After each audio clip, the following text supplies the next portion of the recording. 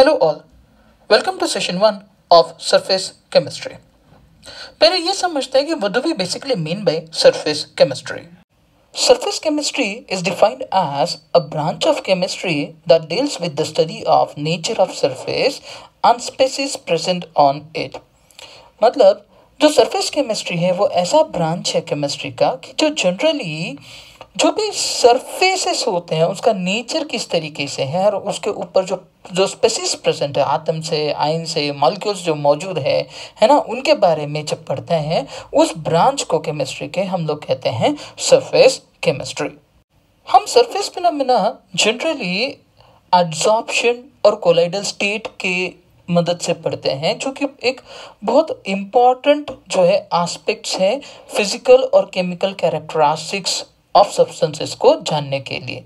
तो इसीलिए ये जो सरफेस केमिस्ट्री होता है वो सरफेस केमिस्ट्री को हम लोग 3 पार्ट्स में डिवाइड करेंगे। पहला है एड्सॉर्प्शन, सेकंड है कैटालिसिस और थर्ड है कोलाइड्स। तो ये जो चैप्टर है वो उसको हम लोग 3 पार्ट में डिवाइड करेंगे और हम लोग सबसे पहले शुरू करेंगे एड्सॉर्प्शन से। जनरली जो सॉलिड सरफेसेस होते हैं उनको टेंडेंसी होती है कि जिस भी फेस के कांटेक्ट में वो आते हैं, जिस भी फेस मतलब पाउडर्ड सॉलिड रहेगा या लिक्विड रहेगा या गैस रहेगा, उस फेस के कांटेक्ट में जब आते हैं तो उस फेस के मॉलिक्यूल्स को वो अपने ऊपर अट्रैक्ट कर सकते हैं सॉलिड के सरफेसेस और उनको रिटेन कर सकते हैं। तो ये जो फिनोमिना है जहाँ पे जो सॉलिड सरफेस है अपने सरफेस के ऊपर दूसरे फेस के पार्टिकल्स को अट्रैक्ट करके इकट्ठा करता है, उसको हम लोग कहते हैं एड्सॉर्प्शन। मोर ओवर ये बहुत इंपॉर्टेंट है कि ये जो पार्टिकल्स है वो सॉलिड के सरफेस के ऊपर रहते हैं, ना कि वो बल्क के अंदर यानी बॉडी के अंदर तक नहीं घुसते हैं, माने उसका एब्जॉर्प्शन नहीं होता। ये जो पार्टिकल है उसके सरफेस के ऊपर इकट्ठा होते हैं और इसे हम कहते हैं एड्सॉर्प्शन। एक जनरल वाला एग्जांपल लेते हैं। हमारे घरों में जो फर्श है उसके ऊपर धूल जम जाती है, दीवारों के ऊपर धूल जम जाती है, हमको डस्टिंग करना पड़ता है। द रीजन इज वाई, क्योंकि जो सॉलिड सरफेसेस है उनको टेंडेंसी होती है दूसरे फेस के जो पार्टिकल्स है उनको अपने ऊपर अट्रैक्ट करने की और अपने ऊपर उनको इकट्ठा करने की। और ये जो फिनोमिना है जहाँ पे पार्टिकल एक फेस के पार्टिकल दूसरे सॉलिड सरफेस के ऊपर इकट्ठा होते हैं और अंदर तक नहीं घुस जाते, that particular phenomena will be termed as adsorption. और हम एड्सॉर्प्शन को इस तरीके से डिफाइन करते हैं कि adsorption is surface phenomena in which there is higher concentration of one substance, gas और liquid on the surface of other than that present inside the bulb. माने हम जनरली इस पर्टिकुलर कॉन्सेप्ट में गैस और liquid का adsorption collection है ना solid के सरफेस के ऊपर पढ़ेंगे, इसलिए हमने सॉलिड नहीं लिया, गैस और लिक्विड के पार्टिकल्स। तो हम कहते हैं कि एड्सॉर्प्शन ऐसा सरफेस फिनोमेना है कि जहाँ पे गैस या लिक्विड के पार्टिकल्स जो है सॉलिड के सरफेस के ऊपर इकट्ठा होते हैं और उनका कॉन्सेंट्रेशन वहाँ ज़्यादा होता है than that present inside the bulk, यानी बॉडी के अंदर जितना नहीं उससे कहीं ज़्यादा जो है वो कहाँ पे होगा बेटा, सरफेस के ऊपर होगा। That will be termed as adsorption. हम एड्सॉर्प्शन को एक और तरीके से भी डिफाइन करते सकते हैं as the accumulation of molecular species at the surface rather than in the bulk of a solid or liquid is termed as adsorption। यानी ये जो कलेक्शन हो रहा है सॉलिड या लिक्विड के सरफेस, इनफैक्ट अभी इस डेफिनेशन में हम लोगों ने लिक्विड भी लिया, लिक्विड के सरफेस के ऊपर भी जो है सब्सटेंसेस इकट्ठा हो सकते हैं, जैसे सॉलिड के पार्टिकल जो है वो लिक्विड के सरफेस के ऊपर इकट्ठा हो सकते हैं। सो दैट एंटायर थिंग वो सरफेस फिनोमेना कि जहाँ पे एक सब्सटेंस किसी दूसरे सब्सटेंस के सरफेस के ऊपर इकट्ठा हो रहा है, will call it as adsorption. अब इसके अंदर जो सब्सटेंस इकट्ठा हो रहा है सरफेस के ऊपर, जैसे यहाँ पे अगर सपोज हम लोग बात करें कि जो सॉलिड, लिक्विड और गैस की बात कर रहे हैं, सॉलिड, लिक्विड या गैस के जो मॉलिक्यूल्स हैं वो यहाँ सरफेस के ऊपर इकट्ठा हो रहे हैं, है ना, सॉलिड सरफेस के ऊपर इकट्ठा हो रहे हैं। तो जो इकट्ठा हो रहे हैं they are said to be adsorbate. जो भी सब्सटेंस इकट्ठा हो रहा है दूसरे सब्सटेंस के सरफेस के ऊपर, that is called as an adsorbate, whereas जिस सरफेस के ऊपर इकट्ठा हो रहा है that is called as an adsorbent. यानी यहाँ अगर सपोज हम लोग ध्यान दें तो हमारा ये जो गैस पार्टिकल्स है, ये सारे पार्टिकल्स जो है दे शुड बी एडसॉर्बेट। और ये जो सॉलिड सरफेस है हमारा, this solid surface must be adsorbent. माने हम लोग एडसॉर्बेट और एडसॉर्बेंट को इस तरीके से डिफाइन कर सकते हैं। The molecular species which accumulates or gets collected at the surface is called as adsorbate। यानी जो इकट्ठा हो रहा है सरफेस के ऊपर हम उसको कहते हैं एडसॉर्बेट, and the substance on the surface of which the adsorption takes place is called as adsorbent। माने ये जो हमारा सरफेस है जिसके ऊपर एडसॉर्प्शन हो रहा है दैट इज एडसॉर्बेंट, और जो इकट्ठा हो रहा है दैट इज कॉल्ड एज एडसॉर्बेट। यानी हमें ये समझ में आ रहा है कि भाई जो एडसॉर्प्शन है वो सरफेस फिनोमेना है, क्योंकि पार्टिकल्स जो है किसी दूसरे सब्सटेंस के सरफेस के ऊपर इकट्ठा हो रहे हैं। यानी जितना ज़्यादा सरफेस होगा उतने ज़्यादा पार्टिकल इकट्ठा होंगे, और इसीलिए हम ये लिख सकते हैं कि जो एडसॉर्प्शन है that must be directly proportional to surface area। So greater the surface area, more will be the adsorption। और इसीलिए कोई सब्सटेंस अगर फाइनली डिवाइडेड फॉर्म में है, अगर फाइनली डिवाइडेड स्टेट में यानी जैसे पाउडर्ड फॉर्म में कोई सॉलिड, तो उसका सरफेस एरिया ज़्यादा रहेगा, and hence it will be a good adsorbent. वो बहुत अच्छा एडसॉर्बेंट रहेगा, उसके ऊपर बहुत सारे जो पार्टिकल्स है वो आसानी से एडसॉर्ब हो सकेंगे। For example charcoal, alumina gel, clay, metals et cetera अगर पाउडर्ड फॉर्म में रहेंगे तो they will be acting as good adsorbents, ये वो बहुत अच्छे एडसॉर्बेंट्स रहेंगे। अब कुछ एग्जांपल्स देखते हैं हम लोग एडसॉर्प्शन के। In presence of silica gel the air becomes dry. Now why does this happen? ये जो है सिलिका जेल के प्रेजेंस में जो एयर है वो ड्राई क्यों हो जाता है, उसके अंदर का मॉइस्चर क्यों खत्म हो जाता है, कम हो जाता है? ऐसा क्यों होता है? ऐसा इसलिए होता है क्योंकि जो भी वाटर मॉलिक्यूल्स मौजूद है एटमॉस्फेयर में, एयर में, वो जो सिलिका जेल है अपने ऊपर एब्जॉर्ब कर लेता है।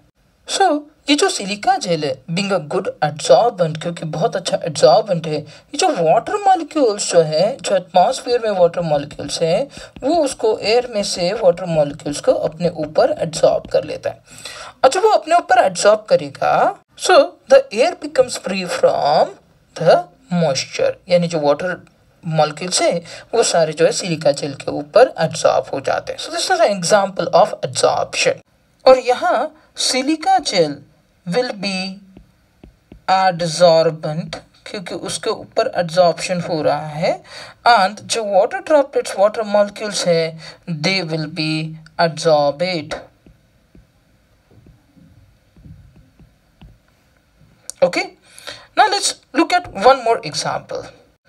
When animal charcoal is added to the solution of organic dye, the solution becomes colorless। यानी अगर सपोज हम लोग बात करें कि एक सॉल्यूशन है जहाँ पे जो है डाई है, कलरफुल डाई है, तो उसमें अगर सपोज हम लोग एनिमल चारकोल ऐड करते हैं, लेट्स से ये हमारा एक बीकर है जिसके अंदर जो है कलरिंग मैटर है या ऑर्गेनिक डाई है, और इसके अंदर अगर सपोज हम लोग एनिमल चारकोल ऐड करते हैं,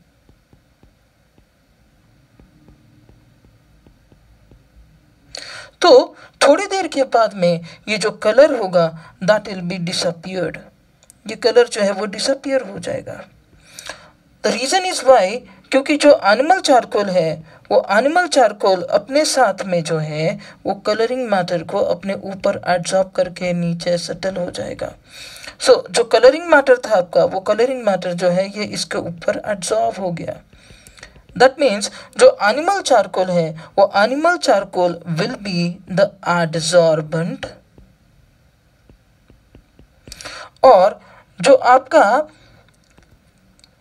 ऑर्गेनिक डाई था जिसके कारण कलर आ रहा था, ये जो ऑर्गेनिक डाई है that will be your adsorbate। सो ये दोनों एग्जाम्पल हमको ये बता रहे हैं कि भाई एक सब्सटेंस के सरफेस के ऊपर दूसरा सब्सटेंस जो है वो कलेक्ट हो रहा है and that is a surface phenomena which is called as adsorption। Now as we know what is adsorption, अब हम adsorption और absorption के बीच में क्या डिफरेंसेस होंगे वो पढ़ते हैं। The first difference is adsorption is a surface phenomena in which there is higher concentration of one substance on the surface of the other।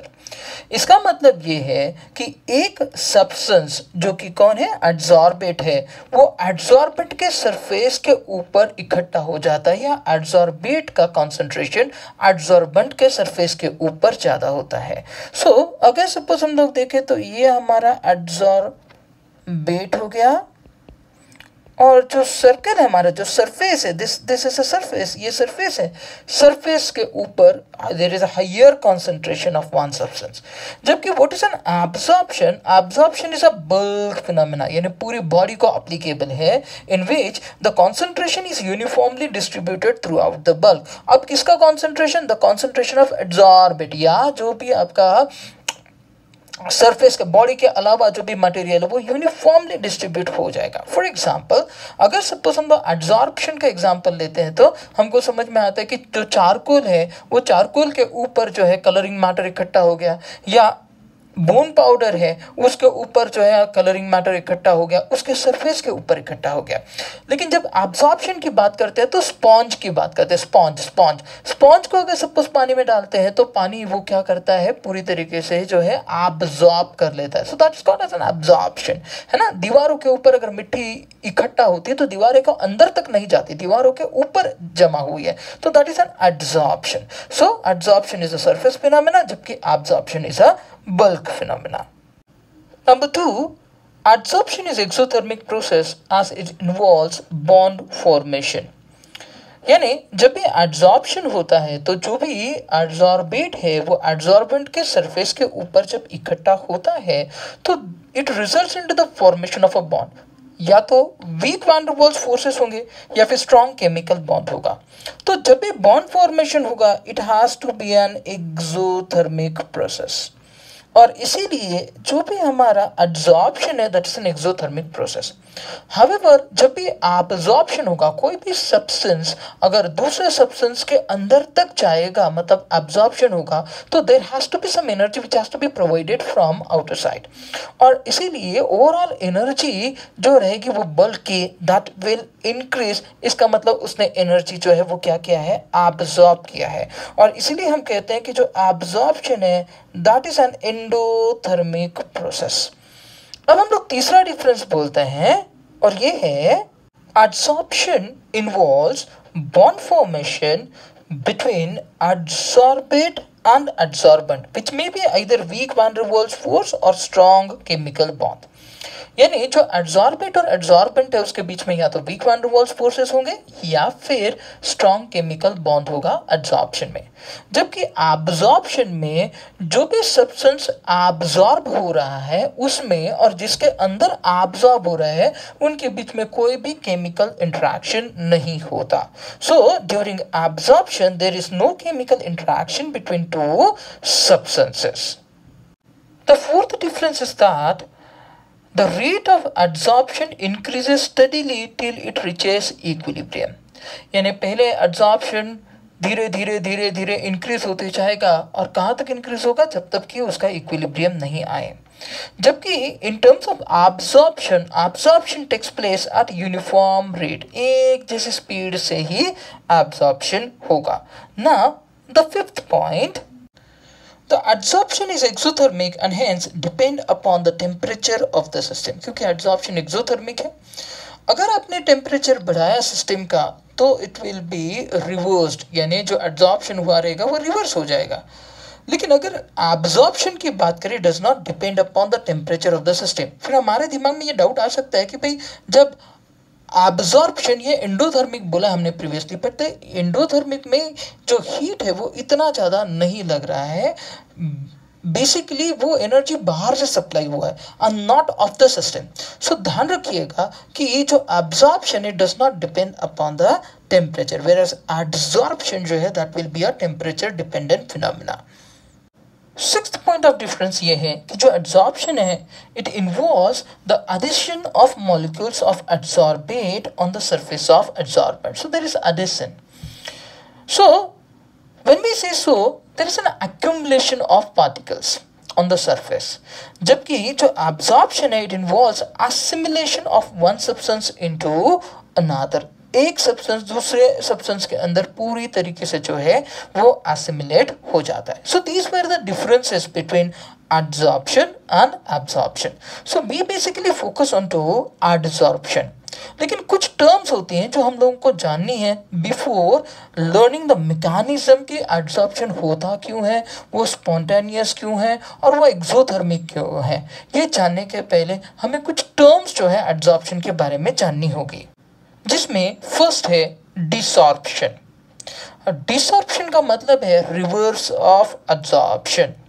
तो जैसे adsorption is accumulation of or collection of adsorbate on the surface of adsorbent, तो उसका reverse क्या होगा, removal of adsorbate from the surface of adsorbent. So by any means अगर suppose हम लोग जो adsorbate है ना, उसको ये adsorbate को हम लोग जो है ये एड्सॉर्बेंट से हटा देते हैं, रिमूव करते हैं, तो then this will be termed as desorption. और इसीलिए हम डिसॉर्प्शन को डिफाइन करते हैं as the removal of adsorbate from adsorbent is called desorption. अभी एक और ऐसा ही टर्म देखते हैं. The second term is sorption. In some cases, it is not clear whether adsorption or absorption is taking place. माने ये क्लियर ही नहीं है प्रोसेस में कि adsorption हो रहा है कि absorption हो रहा है. ऐसे केसेस में क्या होता है कि adsorption absorption simultaneously भी हो सकता है. For example, if you just consider adsorption of hydrogen on palladium, तो होता क्या है कि अगर सपोज हम absorption of hydrogen on palladium की बात करते हैं, let's say this is a palladium rod, तो ये पैलेडियम रॉड के ऊपर अगर सपोज हम हाइड्रोजन गैस को पास करते हैं, लेट्स से फॉर एग्जांपल यहाँ से हाइड्रोजन गैस आया, तो हाइड्रोजन गैस पहले इसके ऊपर कलेक्ट होता है, यानी इट गेट्स एब्जॉर्ब्ड, धीरे धीरे अंदर की ओर जो है मुड़ते जाता है. मतलब अंदर की ओर जाएगा तो एब्जॉर्प्शन होगा, ऊपर सतह पे रहेगा तो एड्सॉर्प्शन होगा. सो साइमल्टेनियसली एड्सॉर्प्शन भी हो रहा है और एब्जॉर्प्शन भी हो रहा है. And that's why this is an example of sorption.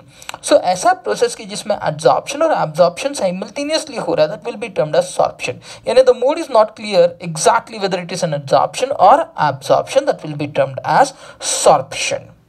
अब एक और तीसरा टर्म भी हमें पता होना चाहिए, that is occlusion. What is an occlusion? Occlusion means absorption of a gas by solids or melts.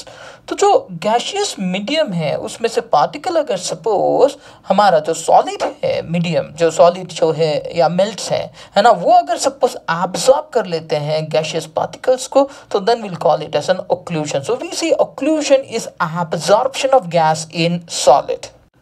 अब एड्सॉर्प्शन में इन्वॉल्व इन तीन टर्म्स को जान लेने के बाद में let us now answer some questions related to adsorption, like why adsorption is exothermic, why it is a surface phenomena, why adsorption is spontaneous process. तो एक एक करके इन तीनों सवालों का जवाब हम लोग देखते हैं. पहला वाला कि why adsorption is an exothermic phenomena. Actually, adsorption involves collection of one substance on the surface of the other. यानी एक सब्सटेंस दूसरे सब्सटेंस के सरफेस के ऊपर इकट्ठा हो रहा है. इसका मतलब ये है कि एड्सॉर्प्शन में बॉन्ड फॉर्मेशन होगा, या तो स्ट्रॉन्ग केमिकल बॉन्ड होगा या फिर weak van der Waals forces उन दोनों के बीच में एग्जिस्ट करेंगे, यानी एड्सॉर्बेट और एड्सॉर्बेंट के बीच में. However, bond formation is accompanied with evolution of heat. यानी जब भी बॉन्ड बनेगा, चाहे वो weak van der Waals force exist करे तो कम हीट निकलेगा, लेकिन हीट तो निकलेगा. या फिर स्ट्रॉन्ग केमिकल बॉन्ड अगर बनता है तो बहुत सारा हीट जो है वो लिबरेट होगा.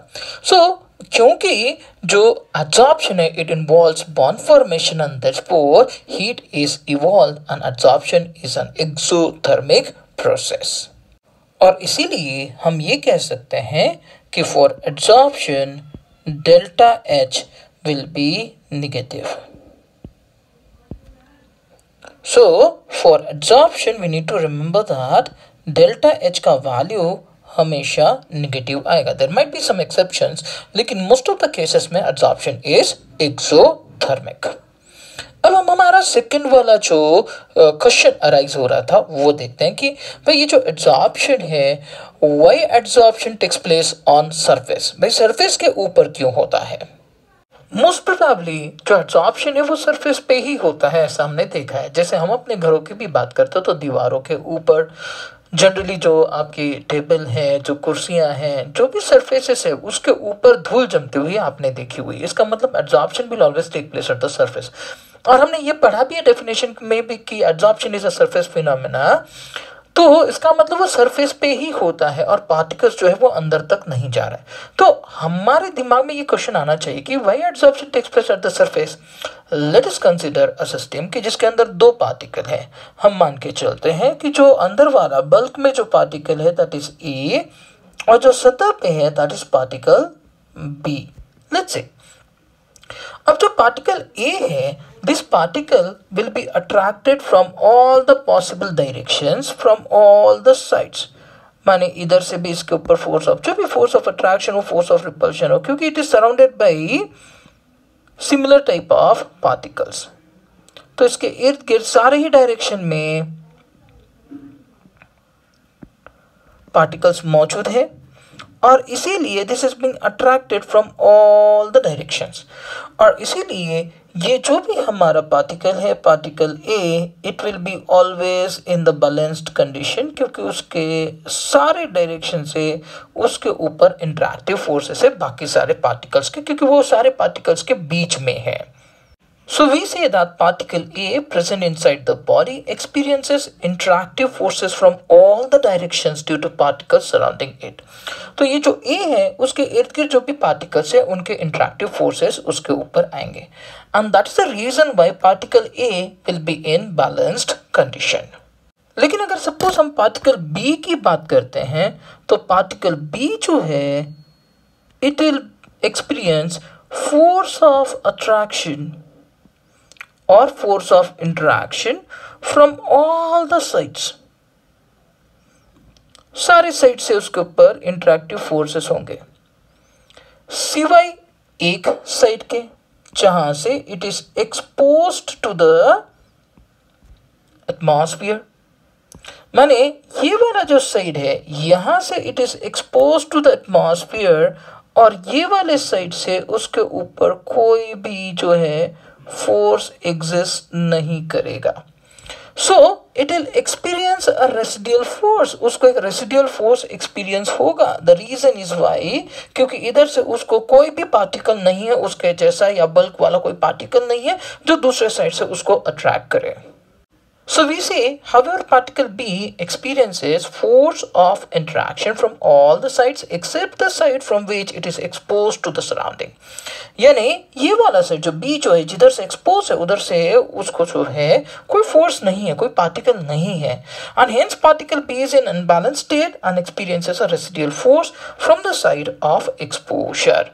और इसीलिए हम कहते हैं कि जो पार्टिकल B है वो एक रेसिडुअल फोर्स एक्सपीरियंस करेगा, या इन टर्म्स ऑफ अगर सपोज केमिकल बॉन्ड बनना है तो वो रेसिडुअल वैलेंसी एक्सपीरियंस करेगा, जिसके कारण उसको टेंडेंसी रहेगी कि स्टेबिलिटी गेन करे। और वो स्टेबिलिटी कैसे गेन कर सकता है? ये जो पार्टिकल B है ये स्टेबिलिटी गेन कर सकता है by taking in a particle from somewhere else. कहीं से पार्टिकल जो बाहर रहेगा सराउंडिंग में उसके, वहां से पार्टिकल अपने ऊपर लेके ये रेसिडुअल फोर्स को बैलेंस करने की कोशिश करेगा। And that is the reason why जो पार्टिकल बाहर है, लेट अस से पार्टिकल C, ये पार्टिकल को वो अपने ऊपर एब्जॉर्ब कलेक्ट करने की कोशिश करेगा ताकि उसका जो रेसिडुअल फोर्स है वो बैलेंस हो जाए या नलिफाई हो जाए। और इसीलिए क्योंकि ये बाहर से पार्टिकल अपने ऊपर लेने की कोशिश करेगा, अब ये पार्टिकल तो जो है वो बाहर है। दूसरा चीज ये है कि ऐसा रेसिडुअल फोर्स जो है that will always exist only on the surface. ये रेसिडुअल वैलेंसी रेसिडुअल फोर्स जो है वो सिर्फ सरफेस के ऊपर रहेगा, and that is the reason why this will be always surface phenomena. यानी ये जो फिनोमेना है, collection of some other particles on the surface of some other substance, ये तभी हो सकता है जब रेसिडुअल फोर्स को बैलेंस करना। रेसिडुअल फोर्स कहाँ एग्जिस्ट कर रहा है? अंडर द सरफेस, और इसीलिए एब्जॉर्प्शन जो है वो सरफेस फिनोमेना है। मोर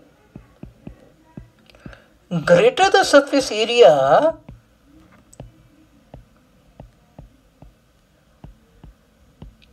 more will be the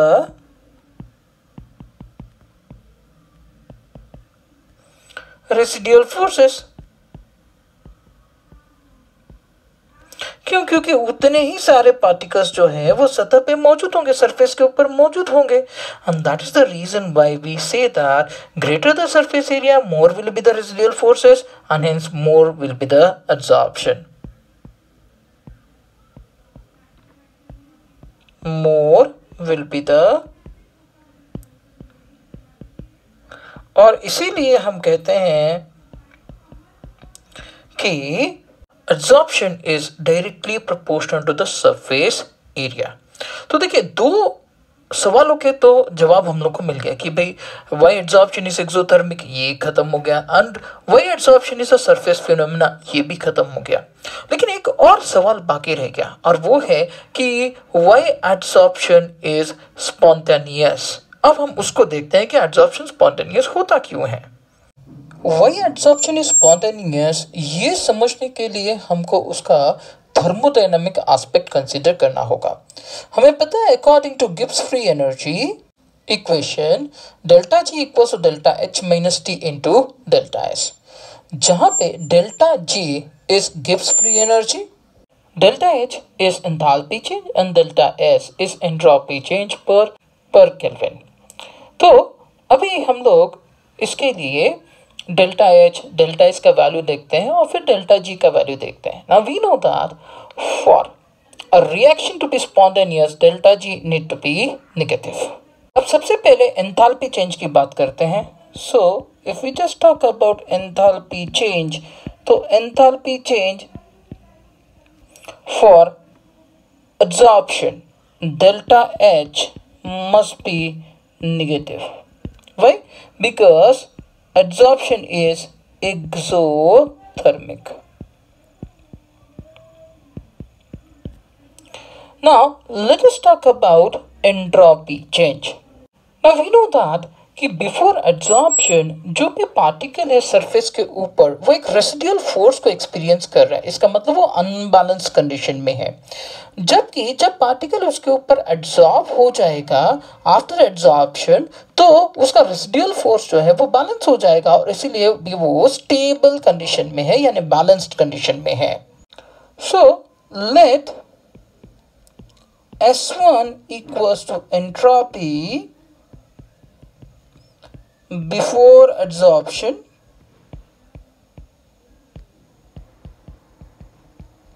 and S2 equals to entropy after adsorption. Now because before adsorption वो अनबैलेंस्ड फोर्स रहेगा, यानी रेसिडुअल फोर्स रहेगा, सो अनबैलेंस कंडीशन में रहेगा particle.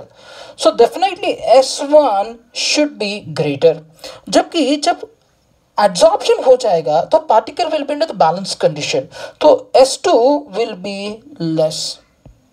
So entropy of the absorb particle, मतलब जब पार्टिकल एब्जॉर्प्शन हो जाएगा पार्टिकल के ऊपर, तब S2 यानी उसका जो कंडीशन है वो बैलेंस्ड है, तो एंट्रोपी कम है, डिस्टर्बेंसेस कम प्रोड्यूस होंगे। सो S1 is greater than S2, therefore delta S change in entropy must be equals to S2 minus S1, and that will be equals to negative.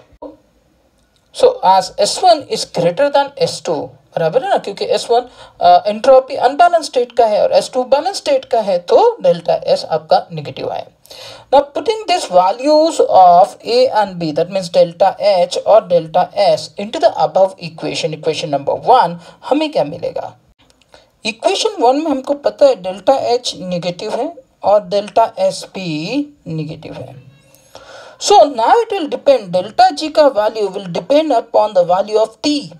क्यों? फॉर लो टेम्परेचर्स, क्योंकि delta H kilo joules में होगा और delta S joules में होगा. So for lower temperature जो numerical value है वो डेल्टा H की ज़्यादा होगी T इंटू डेल्टा S से.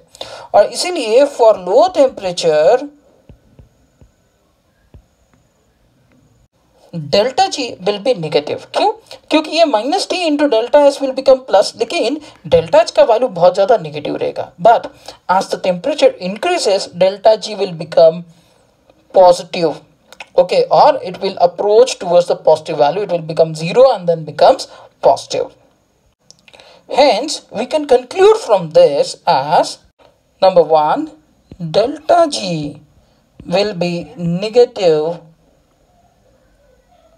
as delta H and delta S are negative, but this will happen, delta G will be negative at lower temperature.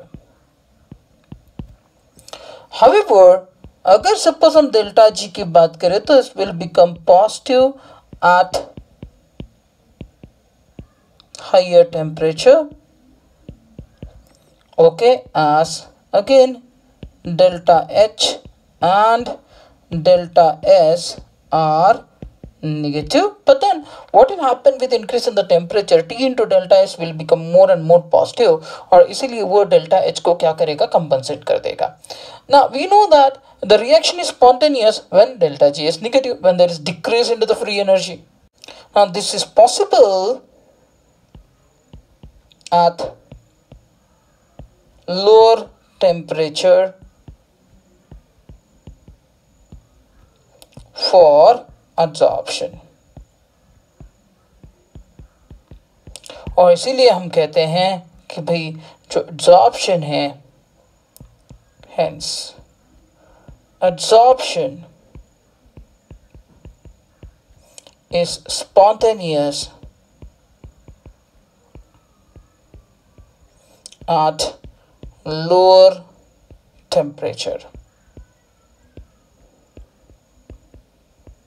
इस तरीके से हमें अपने तीनों सवालों के जवाब मिल गए. पहला वाला था कि भाई एड्सॉर्प्शन एक्सोथर्मिक क्यों होता है. दूसरा हमारा सवाल ये था कि जो एड्सॉर्प्शन है वो सरफेस पे ही क्यों होता है. और तीसरा एड्सॉर्प्शन ये स्पॉन्टेनियस क्यों होता है. इन तीनों के जो जवाब हैं हमें मिल गए. अब हम देखते हैं कि what are the factors that affects adsorption of gases on solids. So first factor is nature and surface area of adsorbent. तो हमको ये पता होना चाहिए कि भाई जो एड्सॉर्प्शन है that is directly proportional to the surface area. तो जितना ज़्यादा सरफेस एरिया होगा एड्सॉर्बेंट का उतना ज़्यादा एड्सॉर्प्शन होगा. यानी अगर सपोज पाउडर्ड फॉर्म में है या बहुत ज़्यादा रफ सरफेस है तो उसके ऊपर एड्सॉर्प्शन ज़्यादा होना चाहिए. So we say greater the surface area of adsorption, greater will be the volume of gas adsorbed. So powder form वाला जो भी आपका adsorbent रहेगा उसका surface area ज़्यादा रहेगा तो उसके ऊपर adsorption भी ज़्यादा होगा. Now the second factor is nature of the gas being adsorbed. Now easily liquefiable gases or gases which are more soluble in water are more readily adsorbed. यानी वो gases जिनका critical temperature high है, जिसका critical temperature high है, they are easily liquefiable. बड़ी आसानी से water में वो dissolve हो जाएंगे and they are more easily adsorbed on the adsorbent. तो हमारे ये दो factors हो गए. Now let's look at the third factor, and the third factor is temperature. Now, how does adsorption depends upon temperature? तो we know that adsorption is exothermic phenomena. और क्योंकि adsorption exothermic phenomena है तो अगर suppose हम temperature increase करते हैं, already उसमें से हीट लिबरेट हो रहा है, हम लोग उसमें और अगर टेम्परेचर इंक्रीज करते हैं तो the process will be reverse या adsorption of the gases will decrease. So we say that the adsorption is inversely proportional to temperature. So 3 factors हो गए. Now let's talk about the fourth factor. And the fourth factor is now up to certain limit जो absorption है that is directly proportional to pressure. यानी as pressure increases, absorption increases. So we can write down as pressure increases, absorption of gas increases up to certain limit.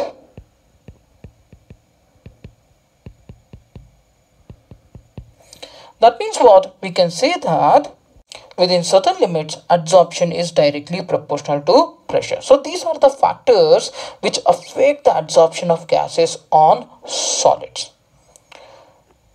That's all in this session. Thanks for watching. Keep watching. Do subscribe to the channel to get more videos like this for your NEET and JEE preparation.